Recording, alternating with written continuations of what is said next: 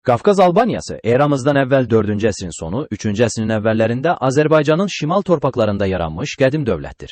Banisi konkret bir qurucunun adı bəlli olmasa da, dövlətin əsasını yerli Alban tayfaları qoymuş, ilk məlum hökmdarı isə Aran olmuşdur. Albaniyanın tarixində iki əsas paytaxtı olub. İlk və qədim paytaxtı Qəbələ şəhəri idi. Sonradan 5-ci əsrdə strateji səbəblərdən paytaxt daha cənuba Bərdəyə köçürüldü.